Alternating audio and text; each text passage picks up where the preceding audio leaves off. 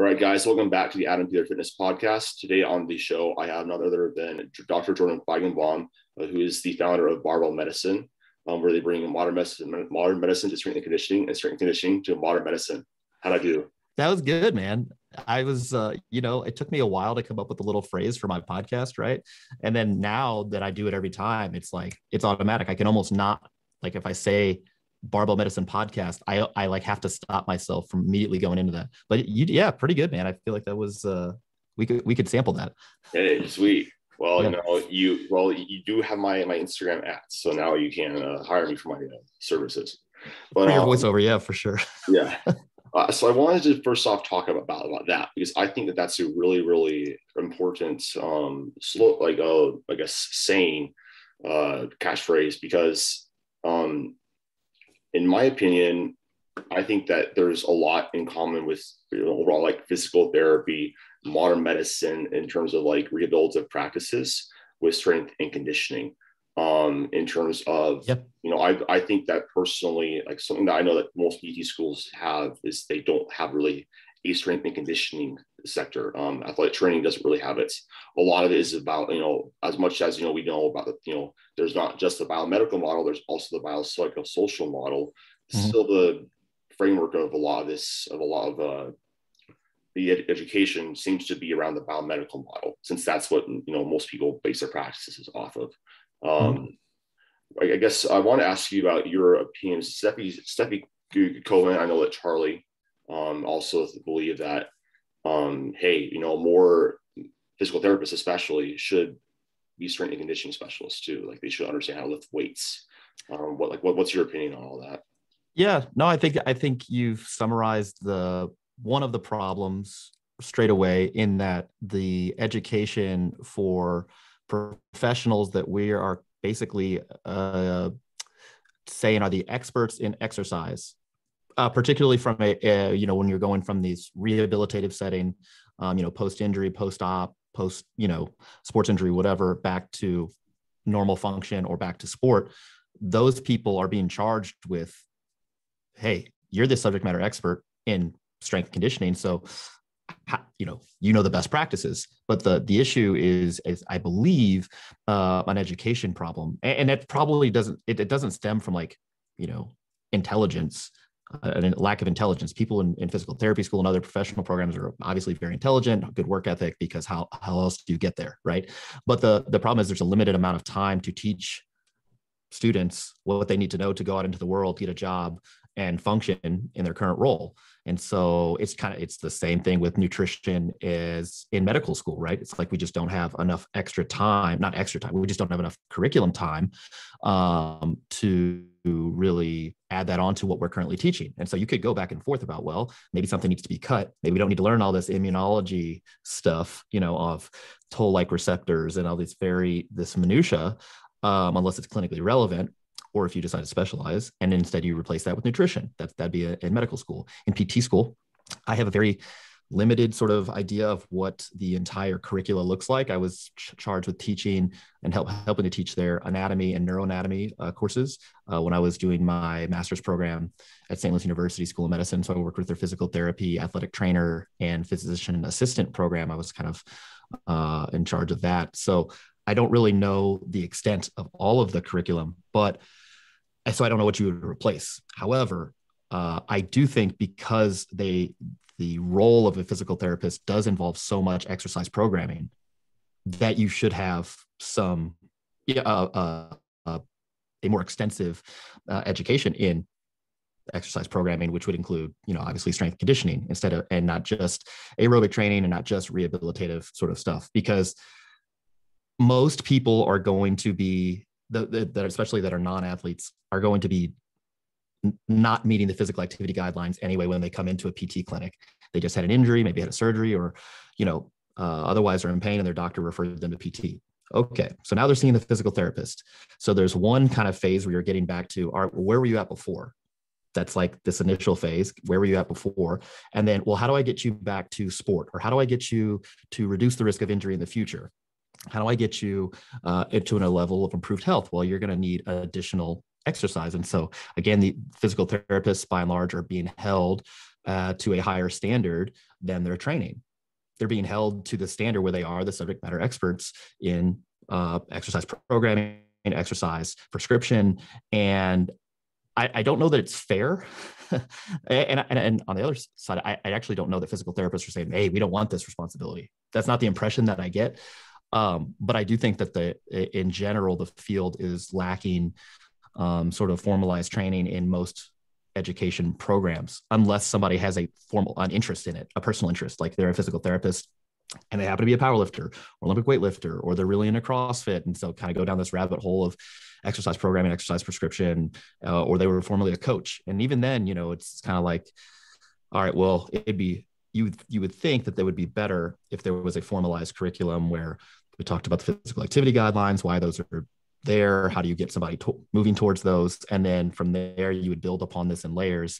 All right, we're talking about performance, mode specific performance, so for a strength athlete, for a track and field athlete, for a aerobic sport athlete, or endurance athlete rather. And so yeah, I'm in agreement with Steffi and Charlie. Obviously we're all biased because we're like, yeah, we like to lift weights, and so other people should like to lift weights too. But I think even if you reduce the recommendation to resistance training down to just for health promotion purposes, again, you have this opportunity to counsel folks, give them resources, tools, skills that they can take out into the world and improve their health.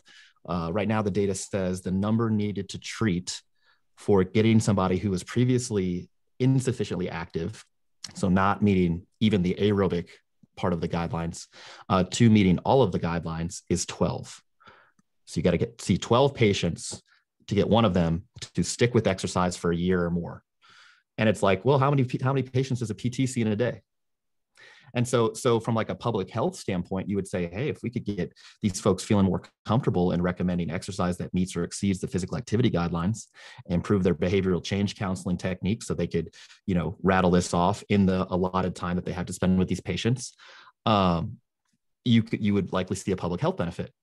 And then the next level for that would be for athletes. Okay, cool. We did this sort of short-term, very modified activity sort of schedule to get you back to sort of normal, quote unquote, function. Well, how do we get you back to sport? How do we improve your performance in sport? And go ahead. Sorry. Lots of dead bugs. Oh, right. And it's like, so people are like, yo, you hate dead bugs, you hate foam roll, you hate, whatever. And it's like, I don't hate any of this stuff. There's a time and a place for mostly anything, provided, but it depends why you're doing it, why the person thinks they're doing it, and sort of what the narrative that you're building with your sort of prescription. And so I think you can do it in a way that's productive for long-term success. And there's a way that you can do it where it almost hamstrings people because they think they're broken, and like if they don't do that one weird trick, dead bugs in this case, I've got a prehab. Yeah, exactly. And it's like, I don't know that that's helpful. And then further, like, well, how are you moving them back towards sport or improved performance and reducing the risk of injury? There's got to be some actual strength conditioning going on. And so if the PT is going to, a particular physical therapist is going to absolve themselves of any responsibility of like actual strength conditioning, that is fine, but that needs to be the expectation set very early on, meaning that, okay, we're going to get you back to a point where you can participate in a relatively unrestricted strength conditioning program. And then you're going to see the strength conditioning specialists we have in-house at your school, at your, whatever, but that's not how this is going, right? How it's going is you see your primary care doctor and they say, well, let's send you to PT. You see the PT for however many sessions that your insurance company is going to cover. And then you're back out into the world. And it's like, so there's systemic problems, right? And so I don't think we should blame physical therapists for this. I don't think we should blame, strength conditioning coaches or physicians. I just think we have to understand the system that we're operating in. And then what's the quality improvement project? Like, what can we do to try to improve outcomes? And I think education of the professional is likely a good place to start. I feel the same way about physicians. I don't think that every physician needs to be a powerlifter. I don't think that every physical therapist needs to be a powerlifter, but they do need to be familiar with the current guidelines for physical activity, why they're being recommended, so they have that sort of underlying fund of knowledge, and then how to counsel people on how to get there. Because again, there's a huge potential for public health improvement there. And then if they want to participate in this performance thing for athletes, that's got to be either an elective or it's got to be a fellowship or some sort of additional training, because you're not going to learn that in school. You just won't. I mean, it's just like, you take the CSCS, or you even go on through the NSCA pathway to the CSCC, or you go to the ACSM, their HFS and whatever, or NASM. They've got a bunch of different, certifications you can get. That's not going to teach you how to be a performance coach. You're going to have to get the certification. You're going to have to work with people, ideally under somebody who's actually, knows what they're doing, and you're going to learn as you go, in addition to critically appraising the research that comes out relative to what you're doing.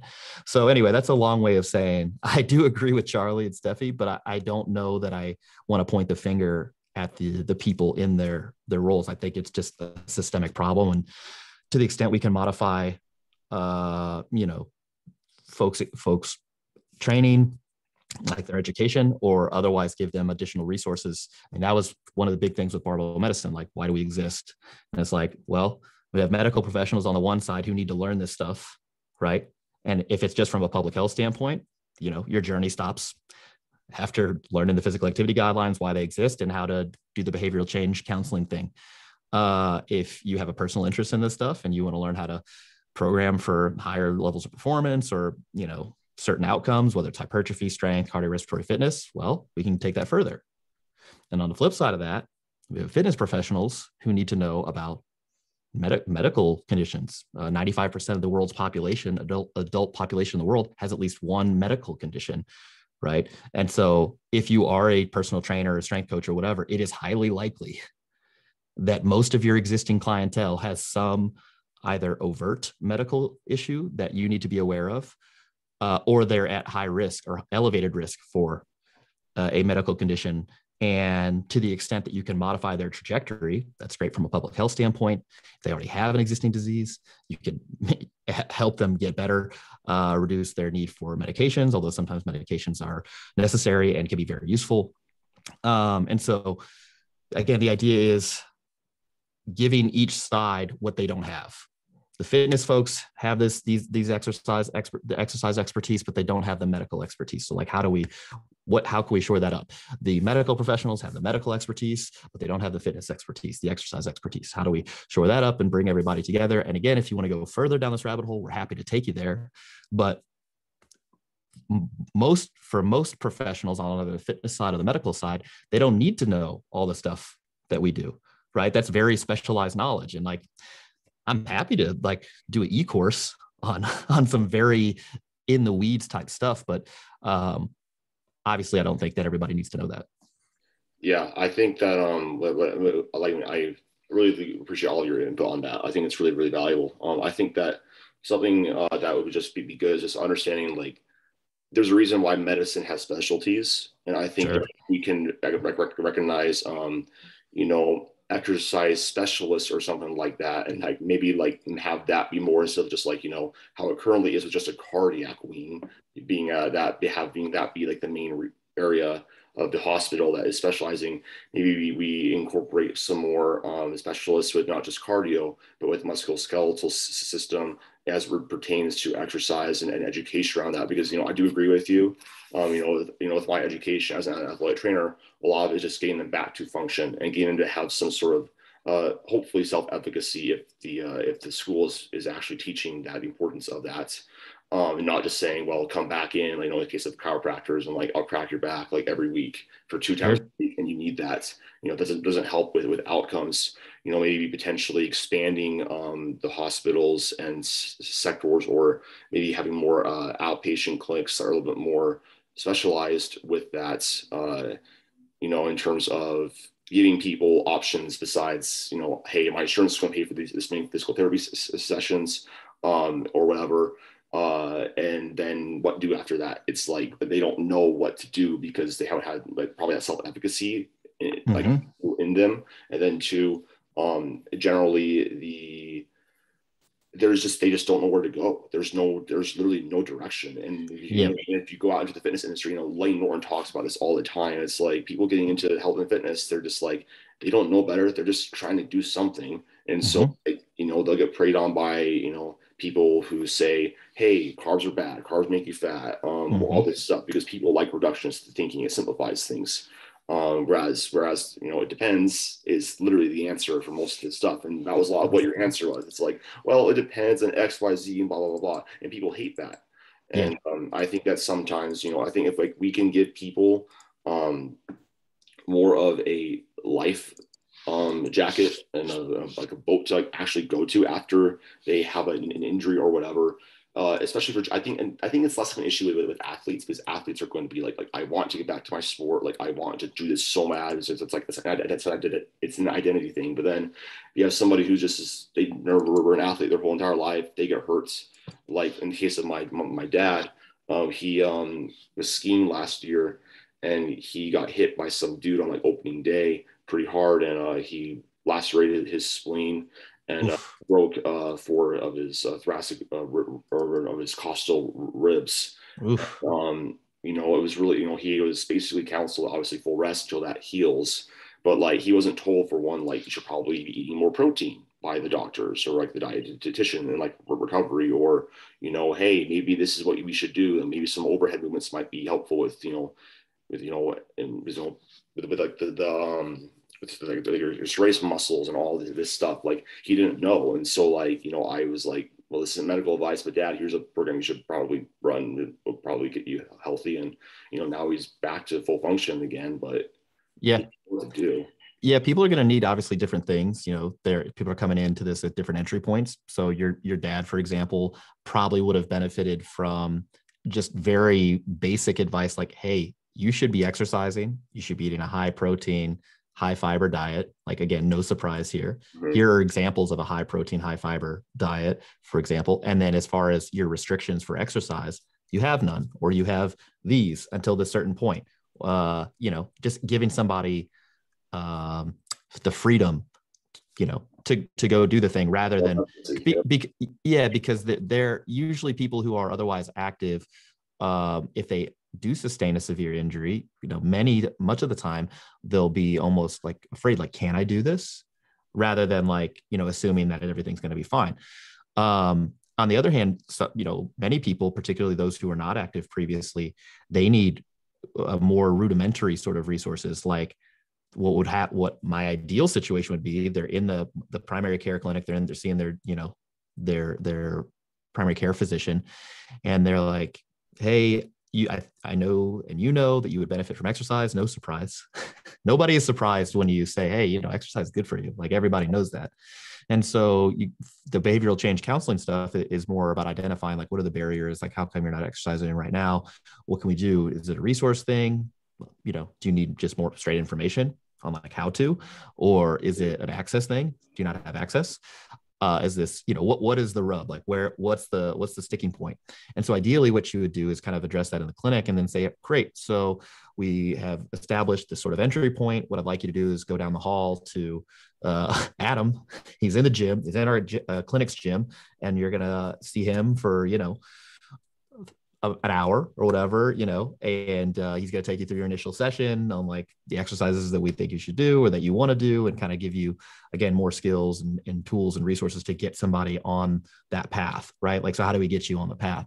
And then still other folks are going to need even more sort of rudimentary sort of resources, like, hey, it's okay to exercise, like even if you have pain doesn't necessarily correlate with harm, and like we actually think this is going to improve your function long term, and this, that, and the other. So it really just depends. Like you said, that's kind of the answer here. And I think the issues that we have surrounding our current sort of recommendations regarding exercise, what actually happens is that people either run out of time, they're not aware of the current recommendations, or they have this sort of fundamental sort of block where they don't feel comfortable recommending stuff like resistance training without restrictions, right? It would be very rare if your physician was like, hey, I want you to lift weights a couple times a week, hit all the major muscle groups. So if you can see it, you should hit it at a level that feels pretty uncomfortable. You should feel pretty, winded and tired from doing the effort each time, rather than Yeah. just walk more. Yeah, because like like again, and this is a massive like rabbit hole that like we could Sure. Yeah. down and down and down. But like last thing I'll say is the whole issue of like underloading for like forever, Oh, and yeah. sort of like linear periodization, like Hmm. it's like basic stuff that like we should be teaching in school, in my opinion. Like Yeah. because like and like a basic example of that for people that may not be familiar with what that means. Basically, lots of therapy programs are extremely underloaded. That's why Dr. Feigenbaum and I just talked about the dead bug thing. Dead bugs are great, if like you literally can't squat the barbell, but they have a great barbell medicine has a great article on like how to return to the training from an injury.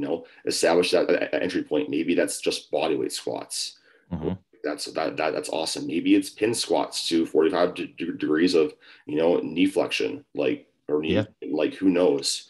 And Well, then just going from there, and just like last, and then basically like if you just do dead bugs for a while, like that's great, but it's just like the same thing with progressive overload, like you're like which we'll talk about later. Like you got to somehow, like as you get stronger, as your body capabilities improve, you should probably have the stimulus to match that and to help trigger further adaptation. yeah.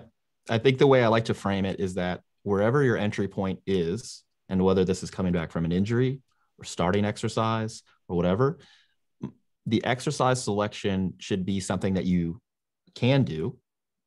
Okay. And within an injury sort of framework, you're thinking, what has the greatest sort of threat to you that you're still able to currently tolerate? So, for example, if you have low back pain, but you can still squat with the bar on your back to parallel or below parallel, well, I think you should start there. Now, you may have to do a tempo squat. It may be high bar and not low bar. It may be for higher reps instead of lower reps. But the idea is that your entry point should be as far advanced as you can take it, particularly if you have aspirations to get back to a certain point. If you're a powerlifter, for example, you're going to want to get to a point where you can squat heavy weights below parallel.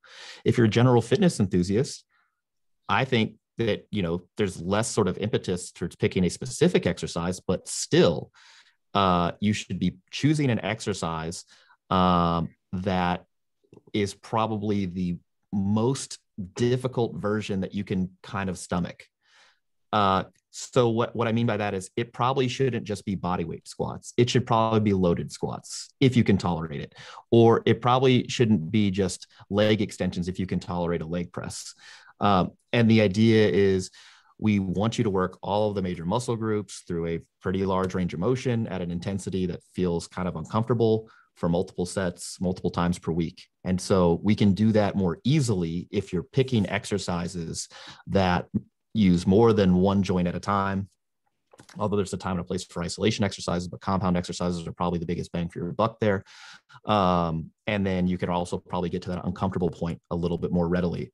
I mean, just imagine how many leg extensions you're going to have to do to get there. And then you're going to have to do leg curls and maybe the hip adductor, abductor, which is all fine. If that's the point that somebody's at and that's where their entry point is, that's fine. But I think moving towards something that challenges you, that's threatening to you, right? And if we're talking about threat from a pain perception or pain experience sort of standpoint, then yeah, we want the thing with the highest threat that you're still able to tolerate. So you got shoulder pain and you can't bench press with a straight barbell. Well, maybe you can do dumbbell bench, and maybe it has to be lighter in tempo or partial range of motion, or maybe it's a machine chest press. It doesn't have to just be TheraBand internal and external rotation stuff. It doesn't have to be, but that may be the highest threat thing you're able to tolerate. And so, yeah, we do have the thing on our website, Pain and Training, What to Do. We also have another article, how to return to the gym from a extended layoff. I did another podcast with the food medic on exercise recommendations for like general health. So if any of this stuff that we've just been rapping about for like 30 minutes interests you, one, make sure you listen to this. You can go back and listen to that. But then also those other resources, I think, may help clarify kind of the way we think about this and how we would actually do it IRL, as the kids say. Yes. Yeah. All right. Cool. So I want to move on to the next main topic of this podcast, and the biggest reason why I did ask you to come on. Sure. So you had a post on August 18th about changing beliefs about things, which I think is always something that is important to be open-minded and be willing to, and aware to, new data, I changed my mind about something. So you have a few points here. Yeah, 6 in particular. I want to just go a little bit over them. So the first thing that you said that you changed your beliefs on were BCAAs. And your post, you said you're probably not useful outside of a low protein diet or multi-event competitions. Essential amino acids or whey are probably better though. Yeah, I would agree. I mean, obviously I'd agree with the new take. So yeah, effectively, 10 years ago, I started coaching people in 2008. So even more than 10 years ago, the thought was that we had mechanistic data showing that if you took BCAAs, you could generate a muscle protein synthesis response. We also had some data showing that subjective ratings of fatigue, so RPE in this case, was actually a little lower when folks took BCAAs during a workout. And so at that point, we're thinking, hey, might be something to these BCAAs, in addition to this sort of historical sort of sales and use of BCAAs in strength sports, bodybuilders, powerlifters, Olympic weightlifters, et cetera. And then the final part was that there's more data on hydration, like rehydration strategies, where they included BCAAs in where you have limited amounts of time to recover between another performance test. So we're thinking like 4 hours or less.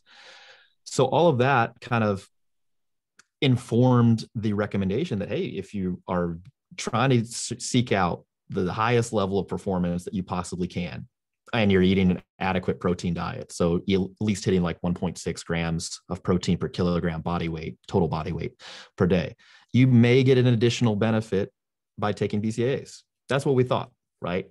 Now, this was in the absence of long-term data showing, or even medium-term or short-term data, to be honest, where people eating an adequate protein diet were taking BCAAs on top of that, and having greater muscle cross-sectional area results, or greater strength results, or greater endurance results from a given program. But we just thought, hey, well, there's nothing really risky about taking BCAAs, so let's just do it. As more data emerged, it became clear that BCAAs in and of themselves weren't really doing anything. Insofar as, yeah, muscle protein synthesis went up, but like whole body protein anabolism didn't change measurably, particularly if you measured it a couple hours later. And so what you're thinking is like, well, does this really do anything? Am I just looking at the wrong time frame? I'm looking too acute to really get a better picture of what's going to happen over a day or days or weeks or months. And additional data came out kind of negating that fatigue thing, or at least making it more questionable. And so it seemed like if you took BCAAs in the absence of the other essential amino acids, so the BCAAs being part of the essential amino acids, only 3 of the 20, 3 of the 9 rather. Well, if you were lacking in the essential amino acids, the muscle protein synthesis response was blunted anyway. So it's like, all right, maybe the BCAAs, this is not a good move. And so now we kind of change the recommendation. Essential amino acids may be useful. Although if you put a gun to my head and said, make a recommendation that you feel like is going to stand for the next, 5 years. My recommendation is like, if you're going to supplement with any sort of protein, just make it a whey protein or soy protein or whatever that is rich in essential amino acids. And don't just take essential amino acids by themselves. It's hard to stand by that recommendation, just given the way the data is kind of going. And so, for example, PeriRx is our peri-workout supplement, right? We started out with BCAAs in there, shifted to essential amino acids. And then the next iteration of the supplement will have no essential amino acids in it, mainly because most people that are going to take it are eating an adequate protein diet. And if they're eating a very low protein diet for whatever reason, they're going to need more protein or essential amino acids at each meal to shore up that gap, right? You can't just do it pre and post workout. And so what the knock-on effect of that's going to be is that the cost of our supplements is going to go down, both production and retail. And that will free people up to, if they need to, buy additional essential amino acids to shore up the low protein content of each meal, which is how I would prefer people to do it if they're not eating an adequate amount of protein. If they are eating an adequate amount of protein, I just wouldn't supplement protein around the workout outside of a meal replacement. So that's kind of like, you know, I got a lot of crap for this because I probably hung on to the BCAAs for a little longer than necessary, but it was just like I wasn't convinced, right? I just but I think, well, I know what happened is Austin and I were actually having this discussion. He's like, how strongly do you feel about the existing BCAA data? Do you feel like you could adequately defend your position about BCAAs as far as them improving performance? And I had to admit, no. I was familiar with the data, but being familiar with the data only kind of strengthened the argument against it.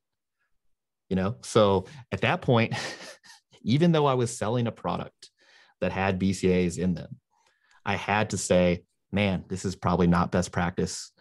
We gotta get better, rather than continuing to perpetuate. Yeah, I think BCAAs are probably pretty good on balance, and buy our stuff. So it was a tough pill to swallow. I ate a bunch of stuff that we had lying in the warehouse. I mean, I didn't eat it, but we didn't sell it only because I felt like we had to change it, So yeah, right now, I think the data suggests that if you're going to supplement with a protein, it should be essential amino acid, like rich in essential amino acids. So any protein that's not rich in essential amino acids is kind of junk. And if it's the bioavailability of that protein is very low, see collagen protein or like a beef protein isolate, for example, some silk protein, stuff like that. It's probably not great. On the other hand, if the protein supplement that you're picking is rich in essential amino acids, so that's most vegan sources, like soy, for example, pea protein, and you prefer that to whey, I can't make an argument really against it. And the data bears that out. Effectively, if you're getting enough protein from whatever source, don't worry about it. And I wouldn't supplement BCAAs or essential amino acids outside of maybe the rehydration setting in a short-term sort of stat setting. But I would probably still use whey. I'd probably just use a scoop of whey, unless you can't tolerate the taste, the texture, or the amount of fluid you need to like get that down. And you can do that with essential amino acids. Anyway. Really, really, really awesome stuff. I know that in my nutrition class in college, we had one thing was basically like BCAAs could essentially potentially have an effect on central fatigue. Yeah. Thought the amino acid was like crossing the blood-brain barrier and like being a precursor to some fatigue neurotransmitters. But then arachidonic acid comes in and says, nope. Yeah, exactly. It's like, probably not. And again, even if you like that data was unopposed, the sample size of the data set where you're getting it is so small. Again, you just can't feel confident in it. It's certainly not enough to be like, this is our recommendation. Yeah. I don't think there are harms to taking it outside of the risk of like contamination in the supplements, which is problematic. Financial resources. I don't think it's going to like lower or blunt your muscle anabolism. I just also don't think there's any data suggesting it's going to do something positive for you. So I wouldn't even do it just in case. It save your money, buy other stuff. Or like, or don't. In terms of supplements that you would recommend, what would you recommend? Yeah, so anything if the quick and dirty is if you look on our PeriRx label, that's kind of what I would recommend right now, minus the essential amino acids. I think those, like I said, we're going to pull them out. I don't feel as strongly about taking those out as I did about the BCAAs, but it's kind of like I just don't see a purpose for the additional cost. So right now our supplement I think is like $45 or $49. It's going to be less than that because we don't have to pay as much to produce the stuff.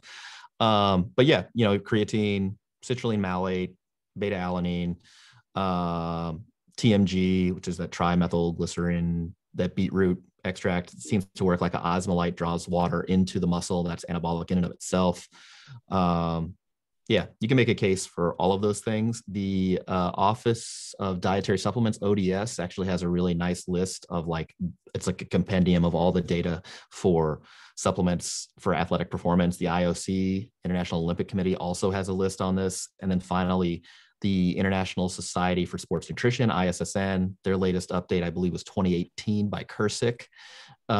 They came out with effectively, again, a review of all the evidence, all the data out on supplements and like what actually works. There's stuff that's coming out that is kind of interesting, but the data is equivocal. So people will be like, what do you think about theanine or like these adaptogens like rhodiola or, you know, whatever. And I'm like, I don't think anything of them right now because the data isn't strong enough for me to think. I would say within that, I'm more cautious now. Yeah. Mainly because my experience with the BCAAs, which compared to those things had a lot more evidence. And like thing like D-aspartic acid. Yeah. Yeah. D-aspartic acid had a bunch of evidence. And then, you know, it increases testosterone. Also, and then actually lowers testosterone. Yeah. Lower. And then in further, it's like when people are like, yeah, but if it boosts testosterone a little bit, that's got to be good, right? It's like, well, we don't know if that it's probably not clinically relevant if it's in the normal range. And then let's look what happens. It's always been kind of funny to me with like, you know, the whole like wanting to increase testosterone for like other means necessary. And the reality is you're not really going to get elevated out of normal anyways, unless you're exogenous to testosterone. Yeah, if you take a super physiological dose of testosterone, the data we have right now shows a dose-dependent relationship between testosterone dose and muscle mass outcomes. That data is pretty rock solid. The issue is that when compared to placebo, who actually gain less, obviously, lean body mass because they're not taking super physiological doses, we do not have good evidence that there's a strength difference in these individuals, meaning that the folks who gain the most lean body mass compared to the least, the strength outcomes seem to be about the same, even though they're on the same program. With respect to cardiorespiratory performance, yeah, your red blood cell count goes up, your hematocrit goes up. And so you're thinking, wow, I got all this extra oxygen carrying capacity. My VO2 max is going to go through the roof. It's like, well, your blood actually also became more viscous. And so it's a give and take here. And so cardiorespiratory fitness levels don't necessarily jump up. But again, now we're still talking about exogenous super physiological doses of testosterone. I feel very comfortable in saying that individuals who are hypogonadal, so low testosterone levels, verified by 2 successive tests with no other contraindications to testosterone replacement, do tend to have better performance, increased muscle mass, increased cardiorespiratory fitness, and a lower risk of a handful of conditions, including depression, et cetera, when they are on TRT. But that, again, you have to verify that an individual is hypogonadal.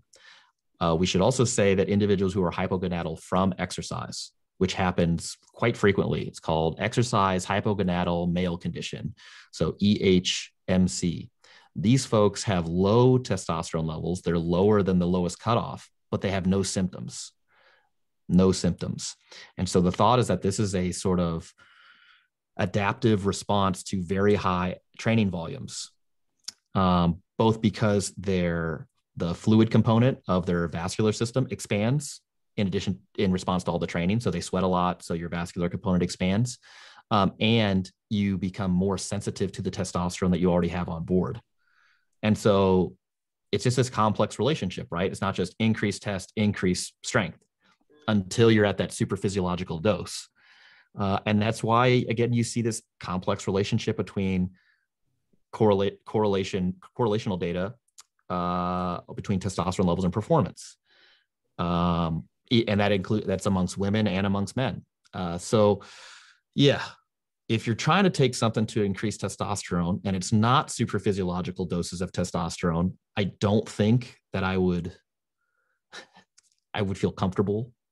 And I certainly wouldn't feel confident based on the existing data that's going to improve your performance. And there's risks there too. Like especially with respect to testosterone in like supplements that are designed to increase testosterone. So those are among the highest for contamination. We're talking close to 2/3, maybe more, because they're not actually testing all these supplements. They just took this random sample of 100 supplements and like 66 or 67 of them were contaminated with either anabolics or other illicit substances. And so there are a number of cases each year of like liver failure, kidney failure, et cetera, due to contaminated supplements. And you're like, what does the risk really, or does the benefit really outweigh the risk here? And I would say for most individuals, it probably doesn't. You'd want to take the least amount of supplements possible. And so in that, you'd want good evidence on all of them, and you want to make sure that they're of high quality. So are they CGMP accredited? That's good manufacturing processes. There's a European one as well, but in the United States, it's CGMP. It should be on the label. And then it needs to be verified by a third-party lab. So it could be USP, so that's United States Pharmacopoeia. You could do informed consent. That's what we use. It could be NSF. Again, those are also on the label. And what they do is they batch test each batch of supplements to make sure there are no contaminants that would either get somebody to pop positive on a WADA drug test or contaminants that are otherwise stuff you don't want in there. So that would be my quick and dirty on like supplements. All right, awesome. So moving on to number 2, it's about obesity. The smoking gun appears to be a decrease in sensitivity to satiety signals in an obesogenic environment. Fortunately, there are many factors that can improve feelings of fullness in response to a meal. Focusing here is a great place to start. Yeah. Yeah. The obesity epidemic is obviously a huge public health problem. Costs a lot of money to everyone every year, takes a lot of years off people's lives, effectively worsens the outcomes for every medical condition known to man. Except for maybe osteopenia, osteoporosis, because individuals with an elevated BMI tend to not, that tends to decrease the risk. Also maybe hernias, which is pretty interesting. So people who have excess adiposity or higher BMIs tend to have a lower risk of hernias, but that's for another podcast. In any case, when people are like, well, what causes obesity, right? And if you ask a person who is kind of into science, maybe a personal trainer, maybe has some sort of fitness background, they'd say, oh, well, the person's eating too many calories. Calories in are greater than calories out, which is actually not true. Most individuals with obesity or excess body fat, which is effectively what we're talking about here, tend to be in energy balance, meaning that the calories in is equivalent to the calories out. It's the same thing as a lean individual who's not actively gaining or losing weight. The problem is that individuals with excess adiposity are maintaining an elevated calorie intake despite full or overflowing energy reserves. What you would think would happen if this was tightly regulated is that individuals, once their fat stores, their energy reserves expanded, that they would be triggered to eat less and otherwise maintain a healthy sort of body fat level. But instead, individuals with obesity tend to not respond to those signals. And so how that happens is because they have a compromised appetite satiety sort of relationship, meaning that satiety meaning fullness in this case, appetite effectively being the biological, psychological, environmental, and social inputs that drive food-seeking behaviors and eating behaviors. So when you are less sensitive to feelings of fullness, you're going to eat more. And that can happen due to genetics. People can be, two individuals with different genetics can be given the same meal. And the person with a genetically lower satiety response is going to be hungrier afterwards or hungrier throughout and then therefore consume more food. And so from a lifestyle perspective, how would you address this? You would try to set somebody up for success to restore sensitivity to satiety signals or feelings of fullness. And so you can do this via the diet. So increasing dietary protein, increasing dietary fiber, reducing dietary fat, and then also the eating environment. So you can reduce highly hyperpalatable energy dense foods, like access to them. So people, because those tend to override any sort of satiety signals and people will overeat. You can, so that was the food environment rather. You can address the food, the actual eating environment, which is how you're actually eating your meals. Where do you eat your meals at?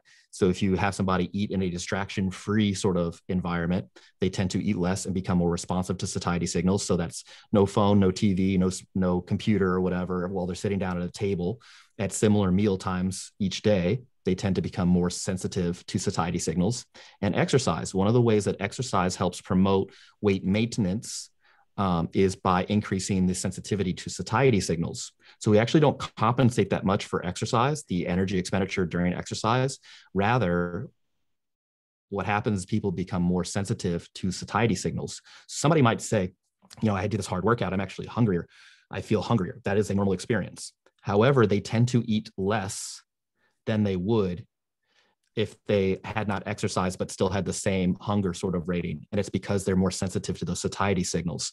So exercise, one of the ways in which it promotes weight maintenance is by increasing the sensitivity to feelings of fullness. And then that's on top of improving body composition. So increased muscle mass, decreased fat mass. And by decreasing fat mass, you're reducing this sort of signals to the brain that actually compromises satiety signaling in the first place.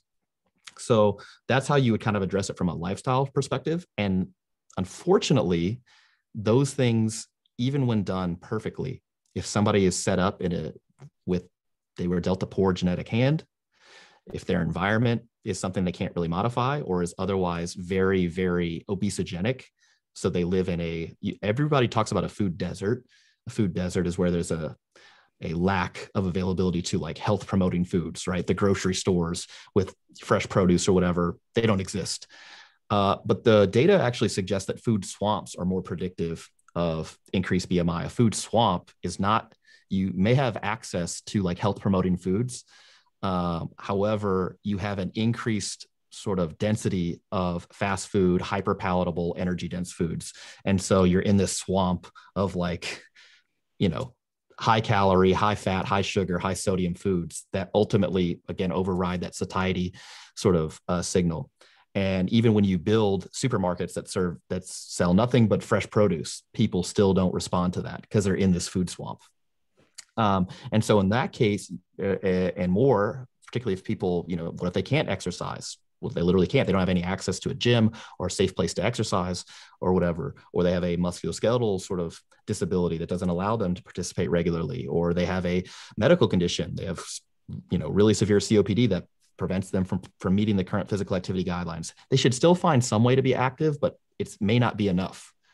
And that seems to happen quite frequently given, our lack of results with respect to successful weight loss, which is losing about 5% of total body weight and keeping it off for months. So in that case, you turn to medications, and every single FDA approved weight loss medication that we have right now increases satiety and reduces appetite.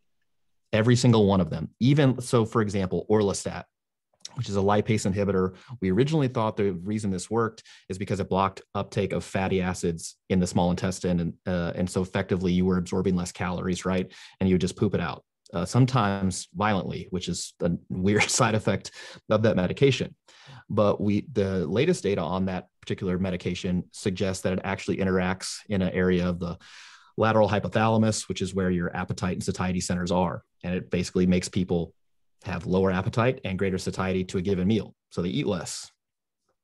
You move forward to the GLP-1 agonists, so liraglutide, semaglutide. These things increase insulin. They were originally used in diabetes. They've found out they had this knock-on effect of weight loss. Acts at the same level of the brain, same area of the brain, that lateral hypothalamus, decreases appetite, increases satiety. Even stimulant medications, so like Contrave, or which is not Contrave, but like phentermine, for example, we think is like this, it's just going to increase your metabolic rate, increase your heart rate or whatever. Guess what? Still acts that same aspect of the brain, decreases appetite, and increases satiety. All of these things, all these medications lower the dietary RPE. It is easier to stick to an energy restricted diet. And if you're not hungry, guess what? You're not going to eat as much. And so again, it's effectively overriding that sort of dysregulation that a person with excess adiposity or a person with obesity has. They're effectively maintaining greater than normal, greater than healthy energy reserves, and they're unable to sort of compensate for that by eating less because their appetite's still high, satiety still low. So these medications kind of shore up that difference. And then not the last sort of treatment we have for this, but sometimes we can use these with medications, is surgery. And people think, you made the stomach smaller, you rerouted the stuff, the GI tract. And so people are just eating less food.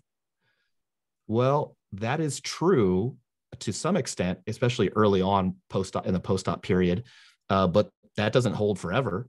The real reason why bariatric surgery works, and they're actually terming this a metabolic surgery, because it, again, increases satiety, decreases appetite at the level of the brain.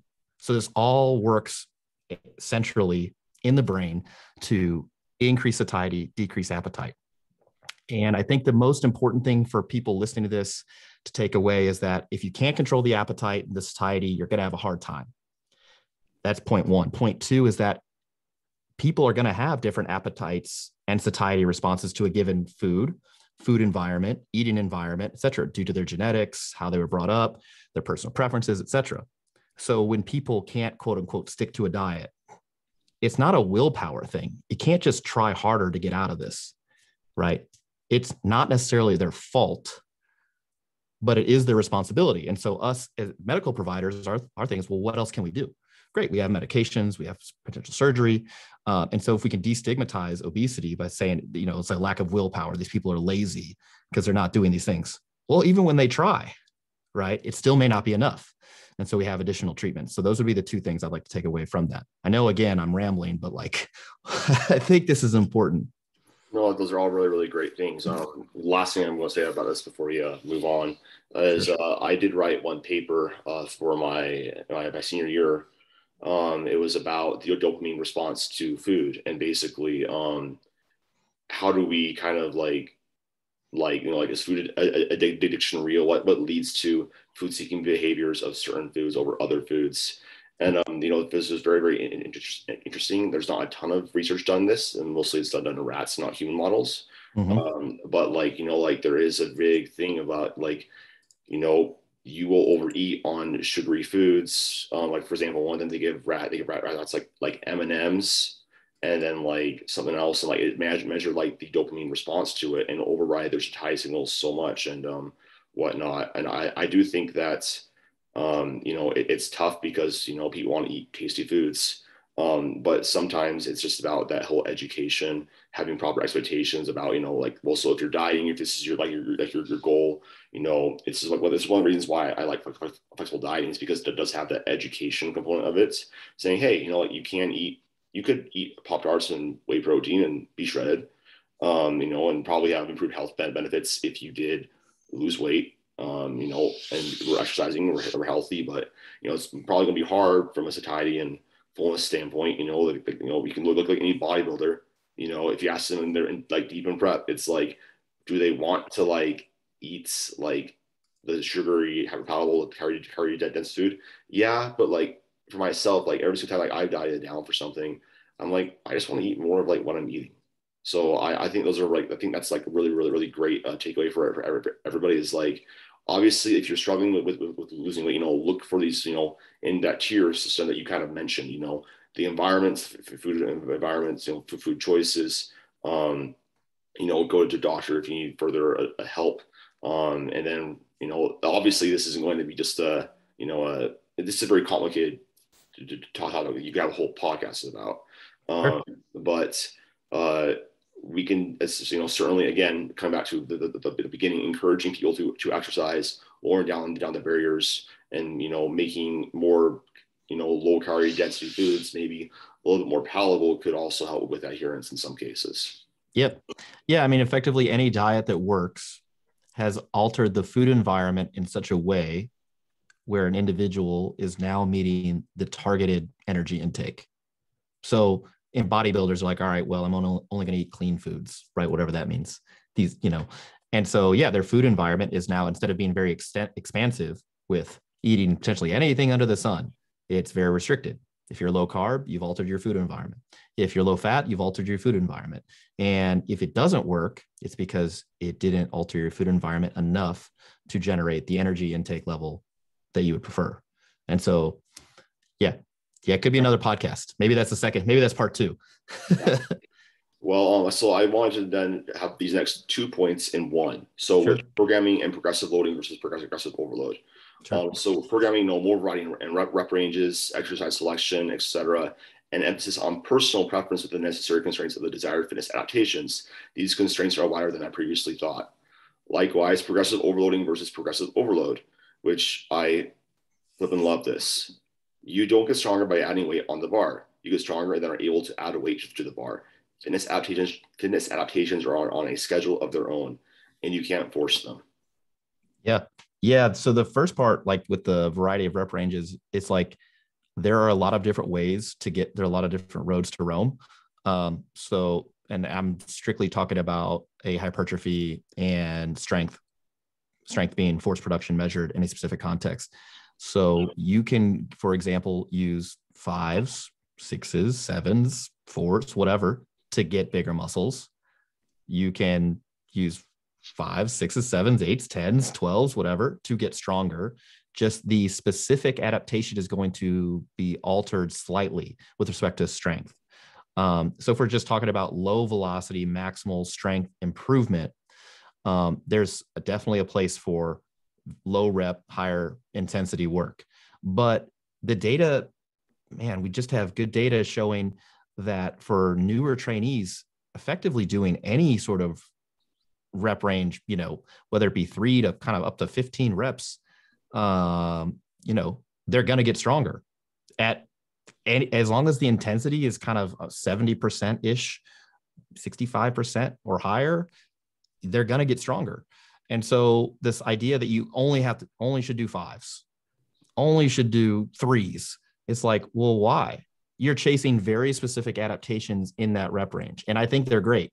But I think, especially for newer lifters, you should be chasing multiple different adaptations that kind of all sum together to yield something greater than its parts. So a new lifter, I want you to work in the 3 to 5 rep range, particularly on exercises that it's well suited at. Maybe that squat, bench, deadlift, press, or some variations thereof.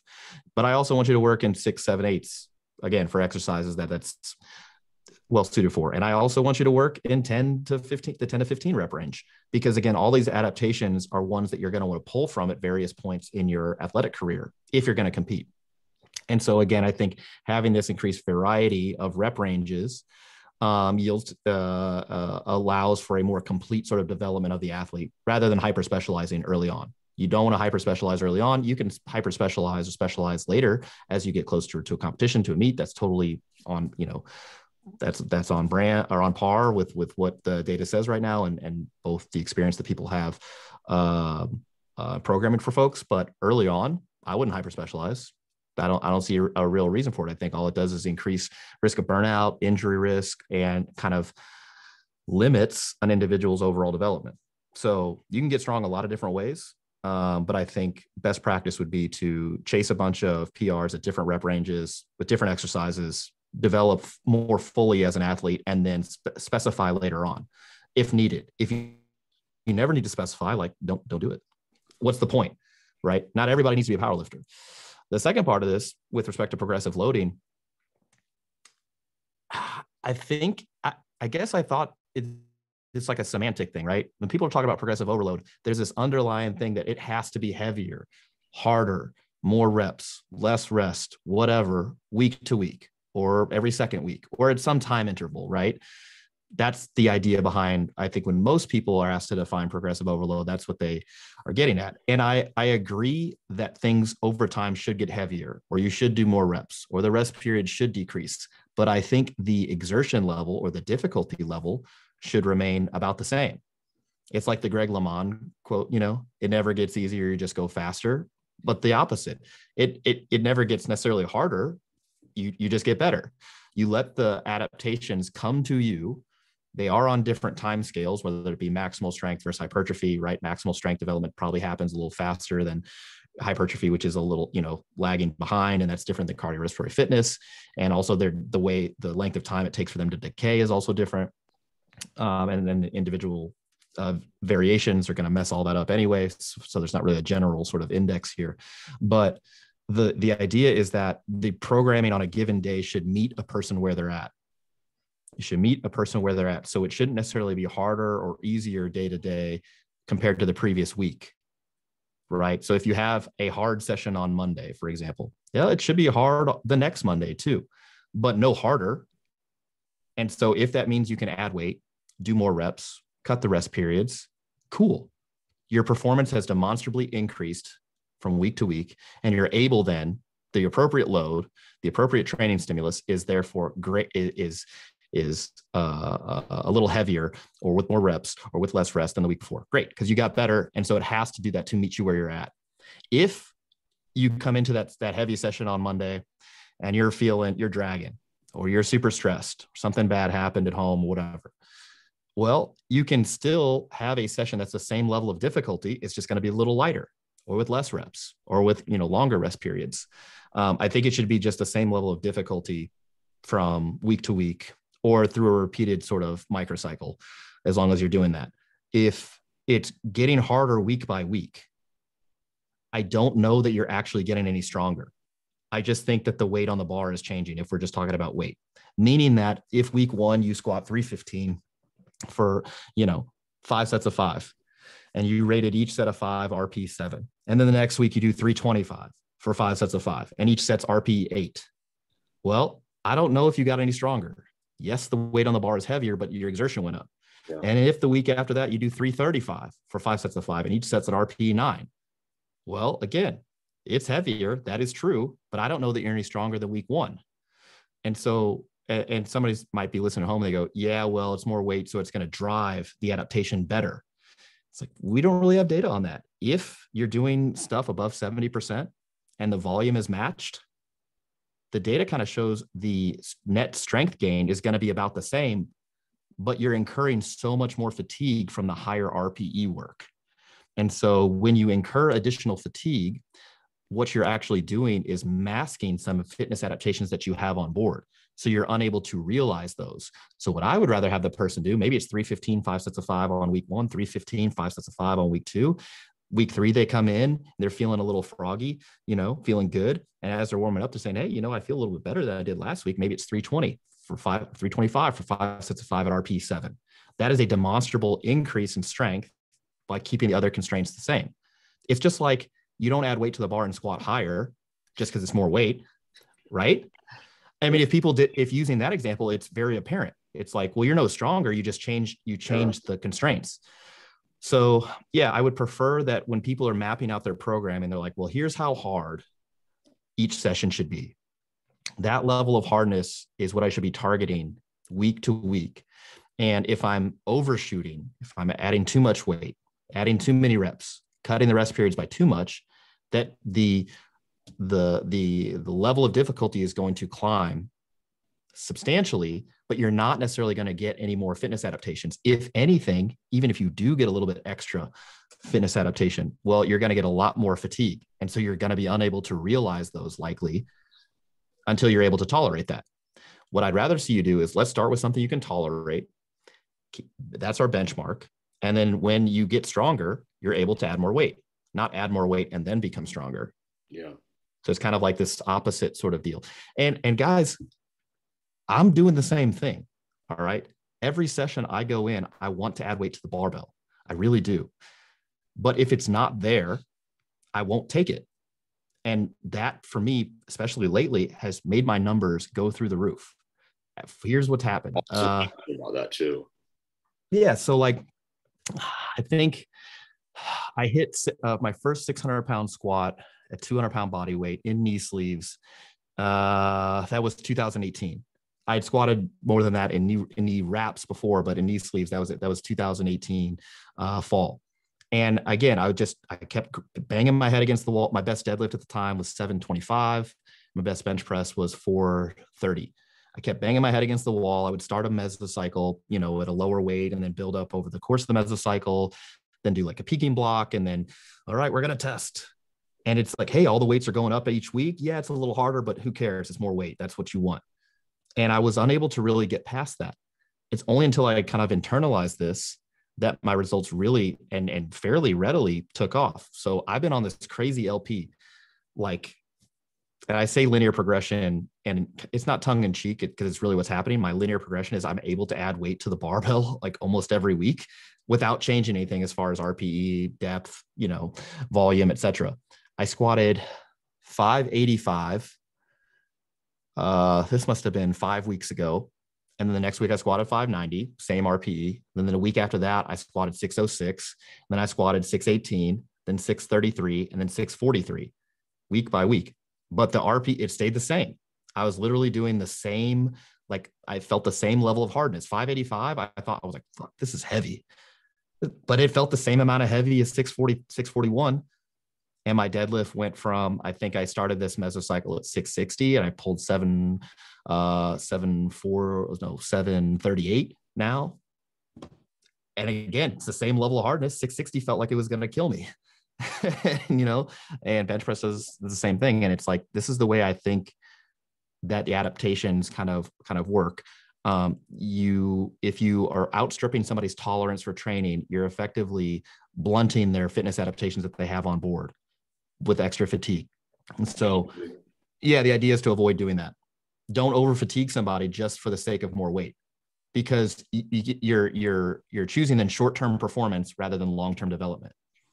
Yeah, I think that's something that it's like something that like I tell my clients all the time is it's okay to do the same weight next week. Yeah. Okay.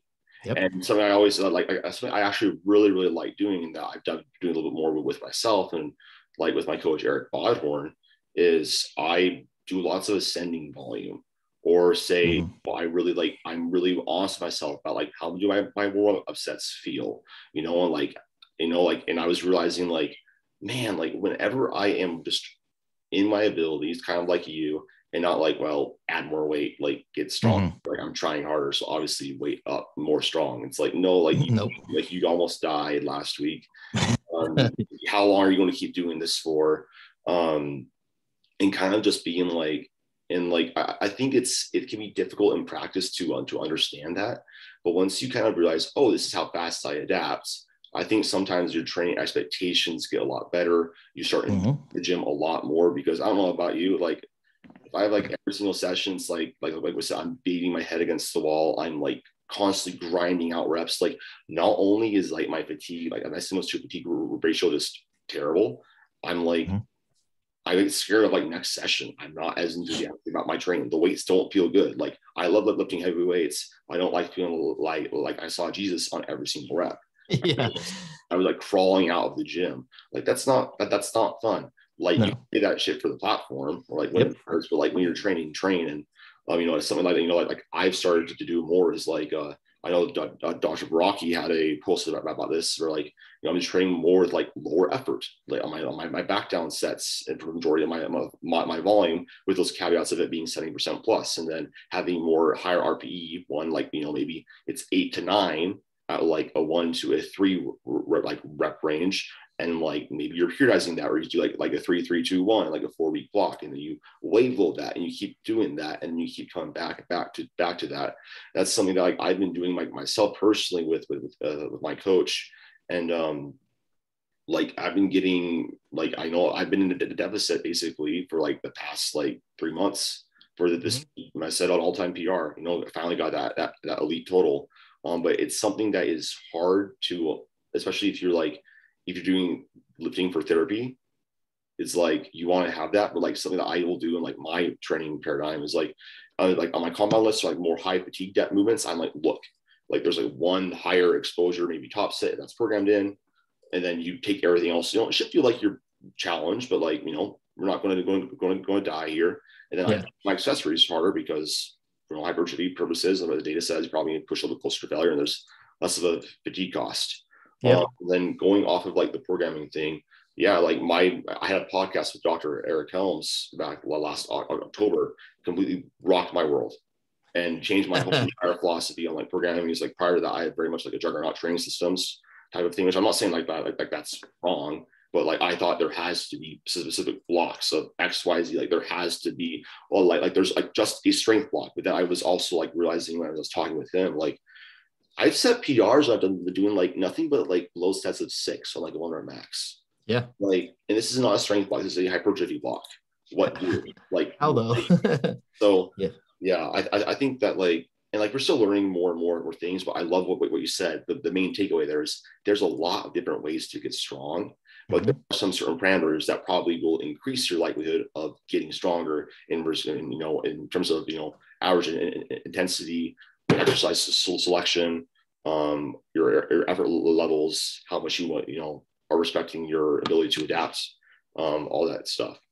So it's like you want to use the rep range and average intensity that drives the adaptations that you're seeking, and then so that's going to tell them the type of adaptation you're getting. and then the volume is going to determine the magnitude. The issue here then is fatigue control, because the higher the magnitude, the higher the volume, right, the more training tolerance you need. And if you don't have that training tolerance on board, all you're going to do then is be chasing fatigue. Effectively, you're like, wow, my fatigue is pegged right off the meter, and so you're not going to get those fitness adaptations to be realized. They're cloaked in fatigue. And so it's like, what you'd rather do is give somebody just enough fatigue, right? You've like done just enough training to fatigue them a little bit, and drive it, and enough to drive the fitness adaptations, and then kind of keep that over time until they can actually tolerate more training. Once they can tolerate more training, then you can ratchet it up. But what people do instead is they're like, I got to force this. I need more volume. I need more intensity, more fatigue. And it's like, you're not ready for that. Not yet. And then we see this in hypertrophy. You can add volume and volume and volume and volume and volume and volume, and then people don't get any bigger. And they're like, well, I'm doing all this volume. I thought volume was the biggest driver of hypertrophy. It's like, yeah, well, you're too fatigued for you to actually grow. All you're trying to do, all your body's able to do is keep your head above water and so you don't die. It's, so it's, on the one hand, people are like, so you're saying to do a little less. And I'm like, well, maybe if your fatigue is pegged off off the meter, you may have to do less. Maybe it's less weight. Maybe your sets, instead of being an RP9 for most of the time, the RP7, right? Or less. Maybe it's a little less volume. And you just got to find that entry point to match the training to where your current fitness levels are. And as your fitness levels increase and your training tolerance increases, well, then you're going to be doing weird stuff like 9 sets of 3, on multiple different exercises per day. And people are like, oh my gosh, that's so many sets. It's like, well, you're the one who said you wanted to train all this volume. It's like, so yeah, I think if you feel like you're training your butt off and you're not really getting the results that you want, I'd be really curious to look at, like, man, is your fatigue, is that matched to what you can currently tolerate? Because it seems unlikely. Yeah. Anyway. So I guess you did have one thing about adherence. I think that you talk a lot about that with obesity, and since we're kind of coming up on, I'm conscious of time. I just want to have the one last thing about total daily energy expenditure. Yeah. And this is really, I love this because this is something I have experience with. But you say it probably doesn't increase significantly from exercise. For example, during a group of runners' weekly mileage from 25 to 50 kilometers didn't increase their total daily energy expenditure. Rather, there are multiple redundant mechanisms in place to alter other biological processes, energy costs, in order to keep total daily energy expenditure within a fairly tight range. This may even be one of the ways exercise works to improve health, e.g., because exercise costs energy, there's less available energy for inflammatory processes underlying many chronic diseases. Yeah. Yeah. It's like, people will read that. They'll say, so if I exercise, I'm not using any energy when I exercise. I'm like, no. That's not what I'm saying. What I'm saying is that the energy that you're using during exercise is going to be offset by other processes using less energy. And so what we see in all of the chronic exercise studies where they accurately, or at least to some extent, measure energy expenditure. So they usually use doubly labeled water. It's like a 5% error bar, give or take. So it's not perfect, but about 80% of the energy expenditure from exercise in these chronic exercise studies lasting longer than, I think it's 24 weeks or 26 weeks, is effectively accounted for by changes in other energy using processes that make up your basal metabolic rate, that make up your thermic effect of food, your diet-induced thermogenesis, non-exercise energy expenditure. And so all these things are dynamic and variable amongst individuals. And then effectively, there's a quite narrow range of sustainable energy expenditure for humans. If you go above that, you will need to eat more and more and more and more and more. And at some level, you can't sustain that. That's what happens at the Tour de France. It's basically an eating competition on wheels. And so people are like trying to eat all this food so they don't start losing weight, but they can't keep up because their energy expenditure is so high. But that's only for a short period of time. People aren't doing that year in and year out. So what we see from, again, exercise that exceeds the current physical activity guidelines, about 80% or so of that energy expenditure that you use during exercise is compensated via other processes in the body, multiple redundant mechanisms to effectively keep your total daily energy expenditure similar. to what it would be if you were rather sedentary. We see similar energy expenditures between sedentary individuals and the highly active individuals when corrected for total body weight. So what this means to me is not that exercise isn't useful for weight loss, because we have data showing, yeah, it increases satiety, improves body composition, improves a plethora of health conditions, most all health conditions. But rather, it's not from an energy expenditure standpoint, the way that exercise works to help folks lose weight. Rather, it's mostly from that satiety standpoint and body composition standpoint. If you reduce fat mass, you get less of this sort of the signaling that comes from the fat tissue itself that actually compromises appetite and satiety sort of sensitivity. Those are these little hormones released by the adipose tissue called adipokines. They interact all organ systems all over the body. They tend to be inflammatory. And yeah, if you have less fat mass from exercise, then you have less of that inflammatory sort of thing going on. Also means that if you were thinking about, well, should I lower calories or should I increase my exercise to lose weight? Well, lowering the calories would be the right move if you can. If you can. Again, not everybody can modify their food environment in a way that results in the lower energy expenditure to continue weight loss. But yeah, that would be the move if you were between those two choices. And then the final part of this, it has to do with the actual health promoting sort of effects of exercise. Because you're using so much energy during exercise, you have less available energy to do other stuff. So less potential energy for inflammatory reactions. That's why a lot of different metrics of inflammation go down in the chronic setting with respect to exercise. And this may be one of the ways that exercise lowers blood pressure, for example, in addition to the aerobic nature of some exercise, but it happens with resistance training too, which is not aerobic. And so it's like, well, how does that lower blood pressure? It's like, well, yeah, it lowers fat mass. Yeah, it can increase elasticity in the blood vessels, but also the reduced energy availability now you have less energy for the low grade inflammation that was causing vasoconstriction to a higher than normal level in the first place.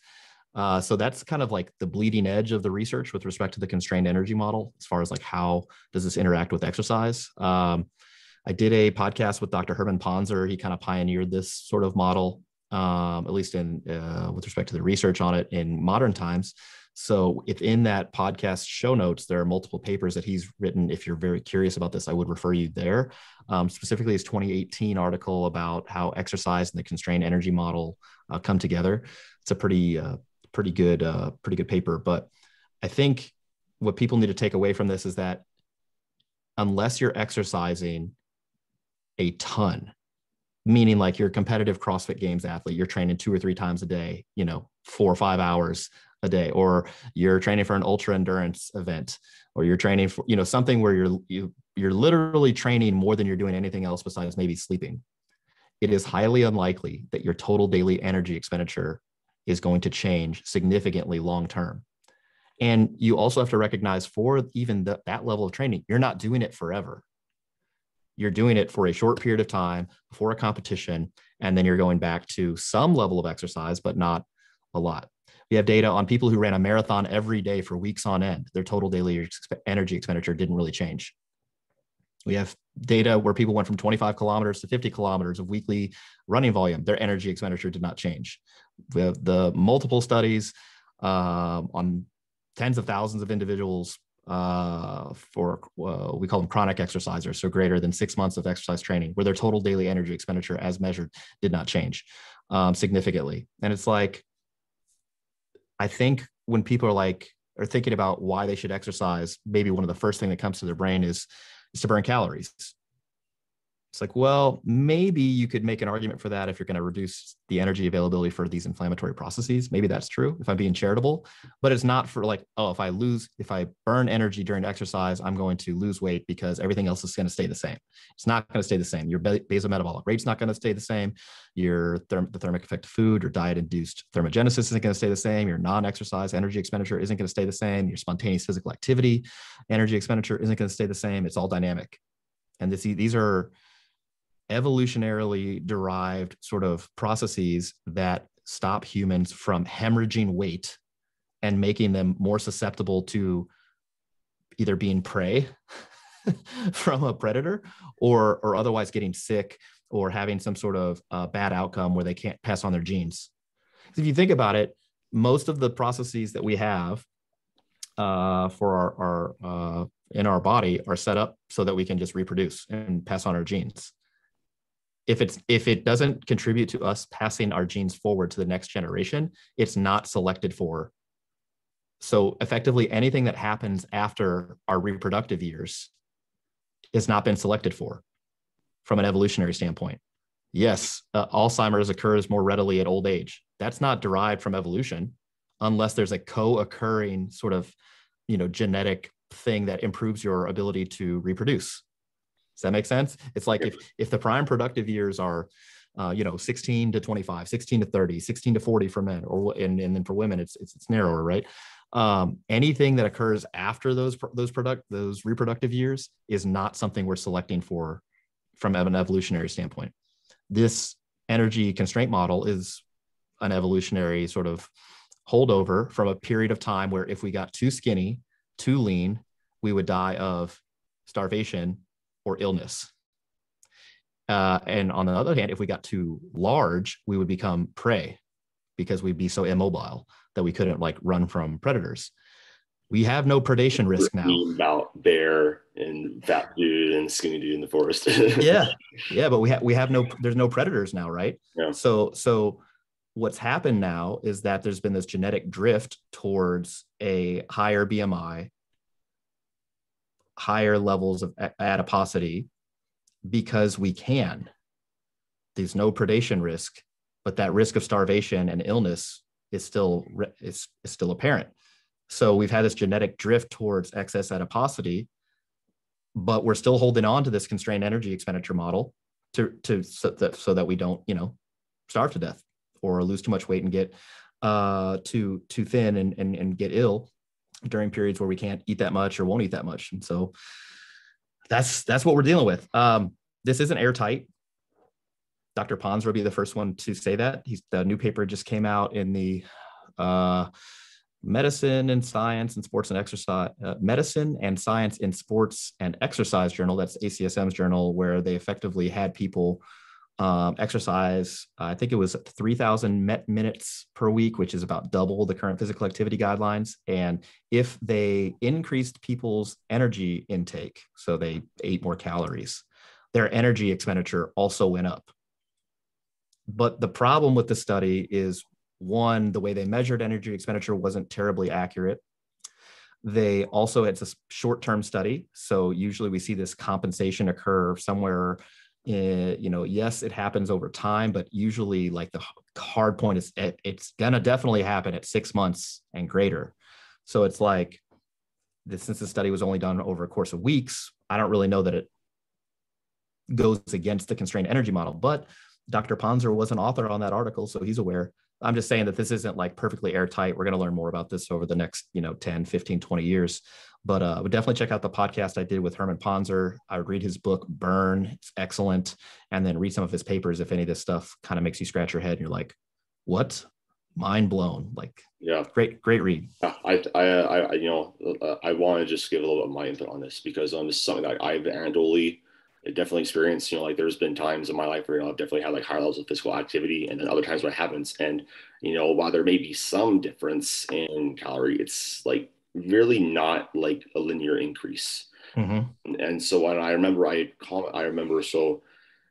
Menno Henselman's on Steve Hall's podcast, Revive Stronger. He was talking about this, and he said that he's also had experiences with this where he would increase his cardio by 100 calories a day, nothing would happen. And every time you lower down his calories by 100, then something would happen with the scale. He would start losing fat. Something that he did say is that it's likely from low impact activity that you have most of these compensation patterns. So from aerobic training, more walking, stuff like that, whereas high intensity stuff, it has more of it doesn't really have the same compensation effect from the actual activity. Also, you can't do as much high impact activity because of fatigue, as opposed to biking. You can keep doing that. There's not the same buffering capacity, limits with that. Sure. So I think that Benel, I actually commented on one of his posts about this. I said, it's like, what would you recommend for like somebody who say they had really high activity, like, and there's some complications with like neat, like how they regulate activity over time. If you were to lower down calories from somebody like that, or lower down activity level, say somebody was excessively physically active, how long would it take for that to kind of come back to like the normal baseline of your body to adapt? He's like, one, I think we relatively quickly, and probably like, this is like something to not really worry too much about. But the biggest take home is find a level of exercise that you can regularly sustain and adhere to that is not overly stressful on your lifestyle. So and then control calories and modulate those accordingly to the goal and your own individual circumstances. But I will say, like, it's definitely something that is like kind of mind boggling. Is you're like, wait, you mean like if I walk like more, like I run more, like I'm not going to like always be burning more calories? It's like, like it's the same thing. While like whenever somebody's just like, should I lower down my calories on a rest day? I'm like, unless you're significantly less physically active, which should not be the case, probably not. Yep. Certainly more complex than we think. Sure. Yep. Yeah, so definitely check out all those guys are interested. But I want to wrap things up here and just thank Jordan for his time. I really enjoyed talking to you. I really look up to you guys at Barbell Medicine. I love what you guys are doing for the general fitness community. So I guess where can people find you?